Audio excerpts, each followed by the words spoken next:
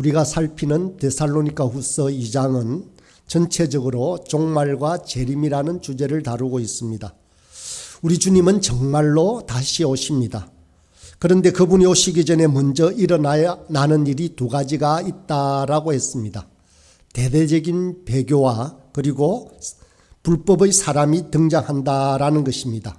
그 불법의 사람이 등장해서 마귀의 힘을 덧입고 표적과 능력과 거짓을 행하여서 그런 모든 속임수로 사람들의 영혼을 노략질할 것입니다. 그런데 여러분, 우리가 염려할 것이 없는 것은 성경이 이러한 이야기를 하면서 우리에게 준 위로는 아무리 세상이 험하고 어지러워져도 하나님은 여전히 그 백성을 구원하신다는 것입니다. 하나님이 창세전에 우리를 구원하셨고 또 주님의 시간표에 따라 때가 되면 복음으로 영혼들을 부르십니다. 그리고 그 부르신 영혼들이 믿음으로 진리를 받아들여 주님을 영접하게 되어 있습니다. 또한 하나님께 성령을 선물로 주셔서 그 성령 하나님의 역사와 도움으로 우리가 거룩함에 이르다가 마침내는 주님의 영광의 자리에 참여하게 된다라는 것입니다.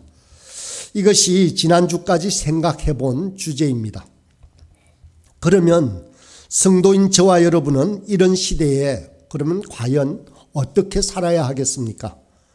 이미 불법의 비밀이 역사하기 시작했고 때가 되면 그 불의한 자가 나타나서 온갖 방식으로 영혼을 노략질할 테인데 이와 같은 때에 우리는 어떻게 신앙생활을 해야 하겠습니까?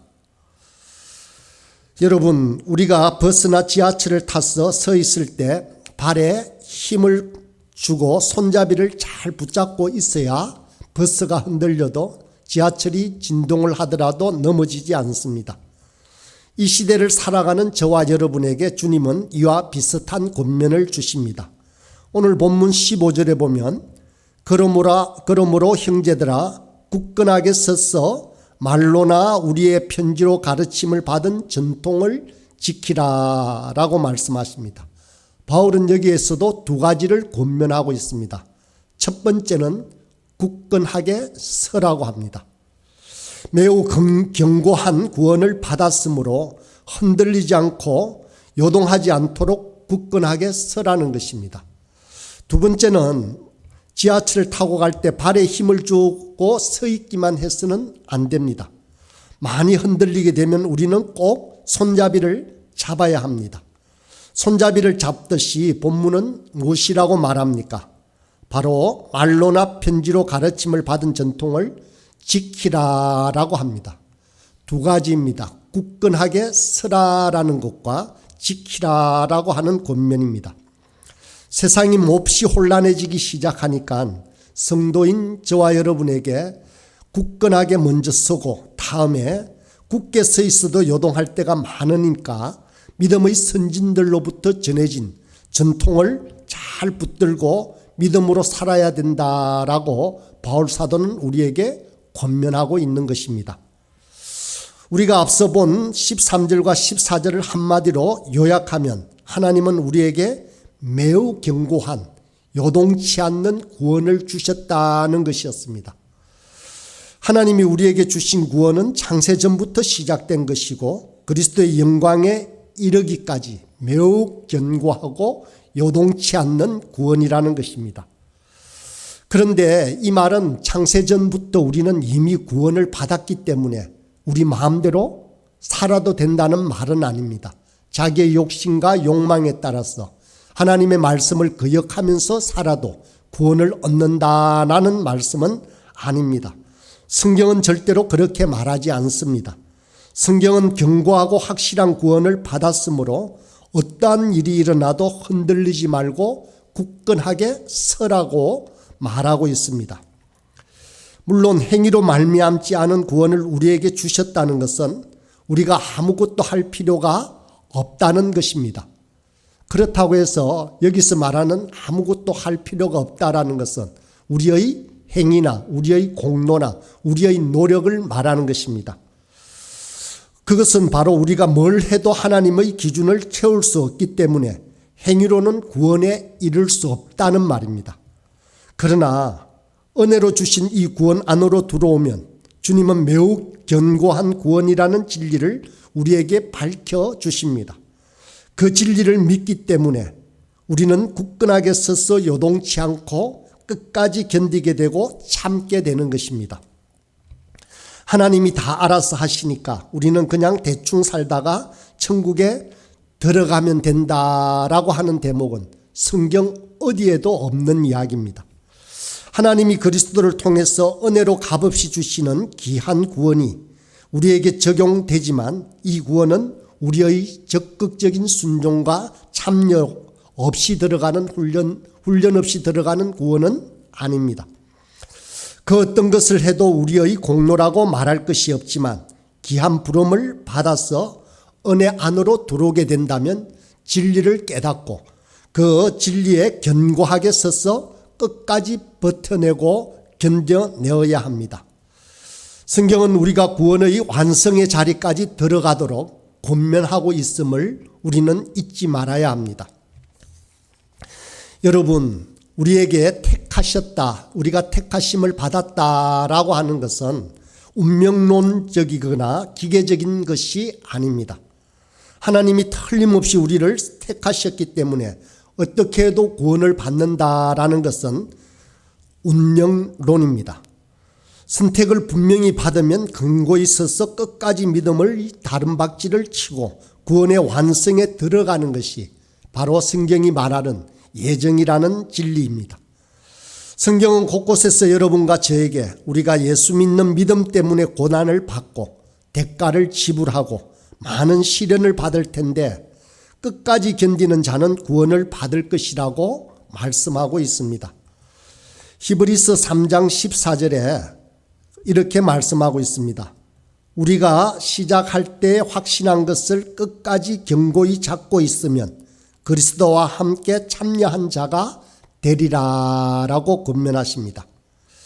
끝까지 참으면, 굳건하게 서서 흔들리지 않고 끝까지 참으면 구주의 영광에까지 온전히 참여하게 된다라고 권면하고 있는 것입니다.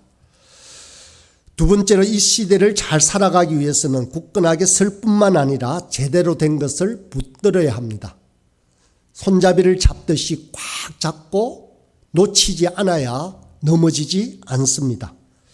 영원하고 쇠하지 않는 참된 것을 붙들고 지켜야 합니다. 그런데 오늘 본문에서는 말로나 편지로 받은 전통을 지키라라고 권면합니다. 여러분, 종교개혁자들은 당시 부패한 교회의 전통에 대항하여서 오직 성경으로라고 외쳤습니다. 그것은 처음 교회가 생기고 세월이 지나면서 중세 교회 안에 많은 전통이 생겨나고 그 전통이 부패하기 시작하였습니다. 그래서 종교개혁자들은 교회 전통을 절대로 성경과 나란히 둘 수 없으므로 오직 성경만이 성도들의 믿음을 유지하는 모든 근거가 되어야 된다라고 말씀하신 것입니다. 절대로 성경과 전통을 나란히 둘 수 없다라고 한 것이 종교개혁자의 중요한 가르침입니다.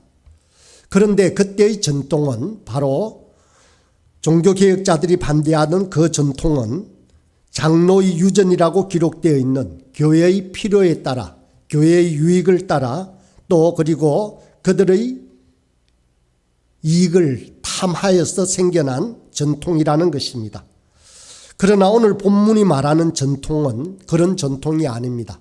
사도적인 전통입니다. 이 사도적 전통이라는 것은 초대교회 사도시대로부터 2000년이 지난 오늘날까지 모든 교회가 교회되게 하는, 성도가 성도되게 하는 핵심적인 진리를 말합니다. 그동안 교회는 이 진리를 고백해 왔는데 그 전통을 지키고 붙들라라고 말하고 있는 것입니다. 바울 사도는 이 전통을 어떻게 표현하는지 한번 보겠습니다. 바울은 자신이 전하여 준 이 전통이 사람에게서 말미암은 것이 아니라고 말합니다. 고린도전서 11장 23절에 보면 성찬에 대한 이야기를 하고 있는데 바울이 그 성찬을 어떤 방식으로 말하고 있는지 보겠습니다. 내가 너희에게 전한 것은 주께 받은 것이니. 바울은 자신의 필요에 따라서 그때의 상황에 따라서 자신이 만들었다고 말하지 않습니다. 주님에게 받은 것을 너희에게 전하여 준 것이니까 너희가 꼭 지켜야 한다라고 말하고 있는 것입니다. 갈라디아서 1장 11절 12절에도 바울은 복음에 대해서 아주 강력하게 주장하는데 이렇게 말씀하십니다. 형제들아, 내가 너희에게 알게 하노니 내가 전한 복음은 사람의 뜻을 따라 된 것이 아니니라. 이는 내가 사람에게서 받은 것도 아니요 배운 것도 아니요 오직 예수 그리스도의 계시로 말미암은 것이라 라고 말합니다. 사람에게서 배운 것도 아닙니다. 사람이 결정한 것도 아니라 예수님께서 나에게 주신 것인데 내가 너희에게 전한다라고 말하고 있습니다. 그러니까 오늘 본문에서 전통을 지키라고 할 때 그 전통은 사도들이 주께 받아서 우리에게 전하여 준 전통을 말합니다. 시대에 따라서 교회의 필요에 따라 세워지고 없어지는 것을 말하는 것이 아니라 2000년 동안 교회와 성도들에게 동일하게 전수되어 온 바뀌지 않는 전통을 말합니다. 그렇다면 한마디로 이 전통은 무엇이겠습니까? 바로 성경입니다. 하나님의 말씀 안에 그 전통이 다 기록되어 우리에게 전하여지고 있는 것입니다. 말씀을 붙들라는 것입니다.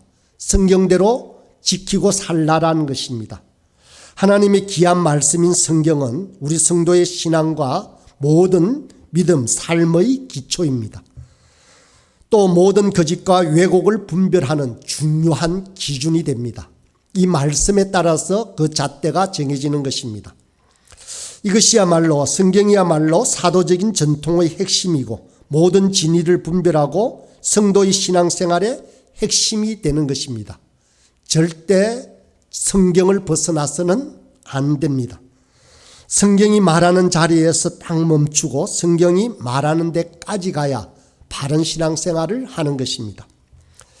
교회가 겪는 많은 문제의 뿌리는 성경을 읽지 않는 데 있습니다. 많은 성도가 성경을 읽지 않고 성경과 관계없는 신앙생활을 합니다. 이것이 가장 큰 문제입니다. 성경을 알고 그 말씀에 따라 사는 것은 이 시대를 살아가는 데 있어서 매우 중요한 일입니다. 여러분과 저에게도 말씀이 어느 순간에 가슴에 와닿기 시작하고 그 말씀이 가지고 있는 힘이 저와 여러분에게 전해질 때, 그런 삶이 경험될 때 정말로 우리가 예수님을 믿는 믿음의 맛이 무엇인지를 진하게 느끼게 됩니다. 성경을 가까이 하는 것은 오늘 이 험악한 시대를 사는 가장 중요한 지혜의 첫걸음입니다. 여러분, 성경을 읽을 때 성경을 대하는 자세도 매우 중요합니다.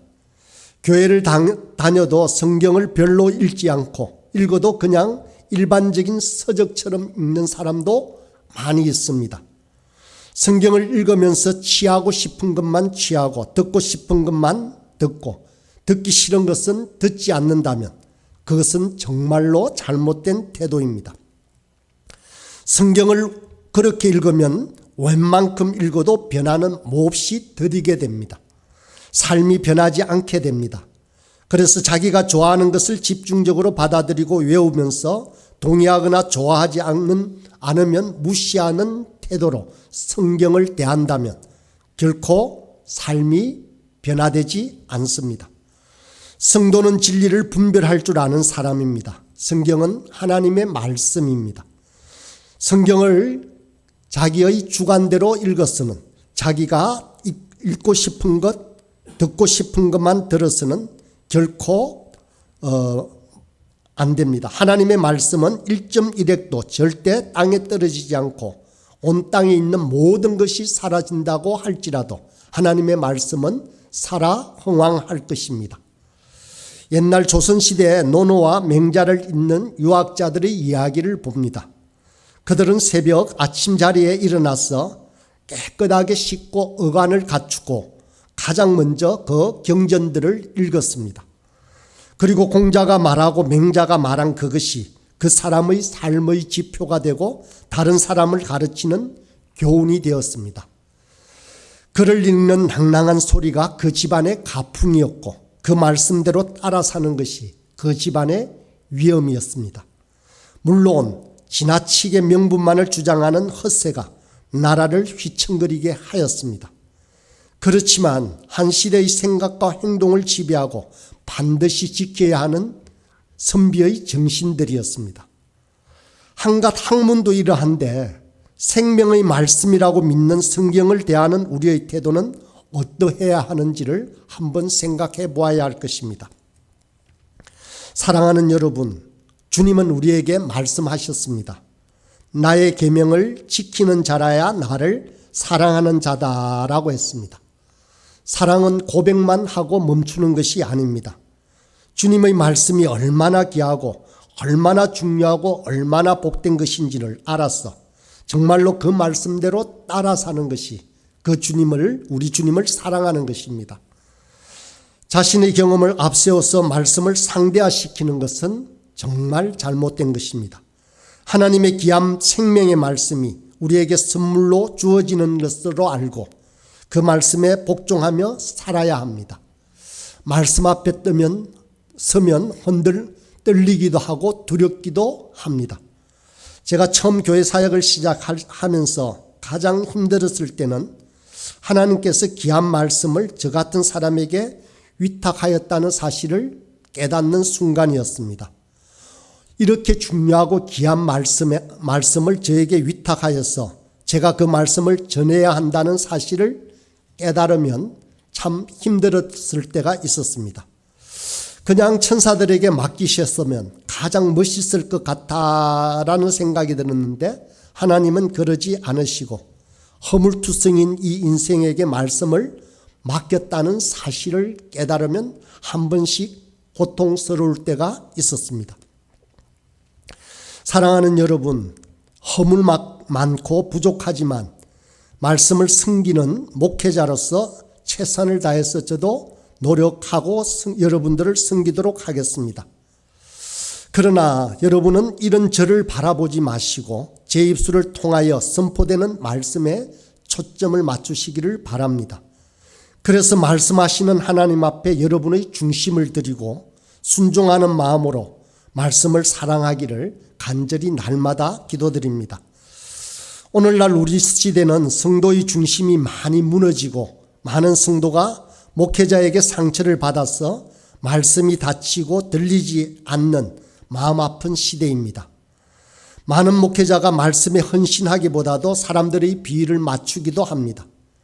목사들은 말씀에 더 충성하고 성도들은 철저히 하나님의 말씀에 초점을 맞추는 그런 살아있는 신앙생활이 되도록 굳건하게 서서 진리의 말씀을 붙들어야 하는 것입니다. 이와 같이 두 가지의 권면을 말하고 난 후 바울은 데살로니가 성도를 위해서 기도하고 있습니다. 16절과 17절의 말씀을 다시 한번 읽어보겠습니다. 우리 주 예수 그리스도와 우리를 사랑하시고 영원한 위로와 좋은 소망을 은혜로 주신 하나님 우리 아버지께서 너희 마음을 위로하시고 모든 선한 일과 말에 굳건하게 하시기를 원하노라. 바울이 지금 무엇을 위해서 기도하고 있습니까? 모든 선한 일과 말에 굳건하게 해주시기를 기도하고 있습니다. 오늘 읽은 본문 전체의 핵심은 굳건하게 서라는 것입니다. 불법의 비밀이 일을 시작하고 언젠가는 그 불법이 공개적으로 노골적으로 드러나서 정말로 세상을 어지럽히고 영혼을 노략질할 그때에 우리가 해야 할 일은 굳건하게 서는 것입니다. 저와 여러분이 굳건하게 설 수 있는 이유는 무엇입니까? 우리의 힘이 강해서가 아닙니다. 우리가 노력해서도 아닙니다. 하나님께서 창세전에 저와 여러분을 굳건하게 구원해 주셨기 때문입니다. 우리는 그냥 그것에 만족하지 않고 굳건하게 서라고 바울은 권면합니다. 그 진리를 깨달은 저와 여러분에게 진리를 깨달을 뿐만 아니라 진리에 합당하게 서라라고 말하고 있는 것입니다. 그러면서 한 걸음 더 나아가 굳건하게 서게 해 주시도록 기도하고 있습니다.